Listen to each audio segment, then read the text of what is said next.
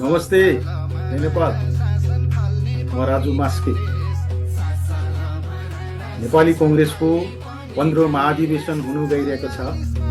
So महाधिवेशनमा भाग लिनु हुने आदरणीय पार्टीका साथीहरूलाई शुभकामना दिन यो भिडियो मार्फत उपस्थित भएको छु। आदरणीय साथीहरू, नेपाली कांग्रेसको 15औं महाधिवेशन लोकतन्त्र, संविधान र जनताको सार्वभौम अधिकारको रक्षा तथा शुद्धिकरणको लागि एक ऐतिहासिक अवसर हो। यो अधिवेशन केवल नेतृत्व चयनको प्रक्रिया मात्र होइन, जनताको आशा आकांक्षा, देशको भविष्य र लोकतान्त्रिक यात्रालाई नयाँ दिशामा अघि बढाउने संकल्पको साझा मञ्च पनि हो। नेपाली कांग्रेस सधैँ जनताको पार्टी हो।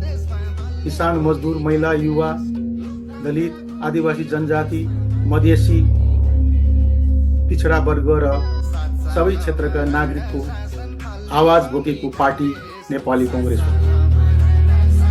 15औं महाधिवेशन मार्फत हामी सुशासन, पारदर्शिता, जवाबदेहिता र समावेशी विकासलाई प्राथमिकतामा राख्दै जनजीवनसँग प्रत्यक्ष जोडिएका नीति तथा कार्यक्रम अघि बढाउन हामी सबै प्रतिबद्ध हुनुपर्छ। देशले अहिले रोजगारी, शिक्षा, स्वास्थ्य, आर्थिक स्थायित्व र सुशासनका क्षेत्रमा गम्भीर चुनौती भोगिरहेको छ।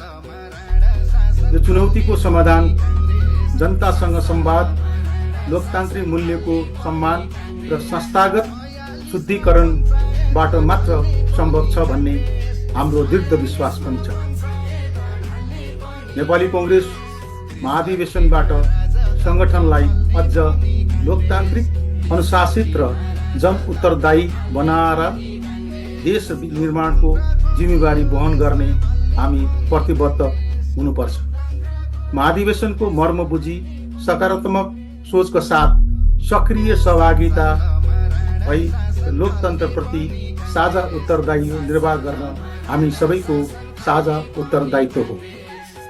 जनताको विश्वास, साथ र समर्थन नै नेपाली कांग्रेसको सबैभन्दा ठूलो शक्ति हो। अन्तमा लोकतन्त्र सुदृढ गरौँ, संस्थालाई बलियो बनाऊ, जनताको भरोसा कायम राखौँ, यही शुभकामना दिन चाहन्छु। धन्यवाद।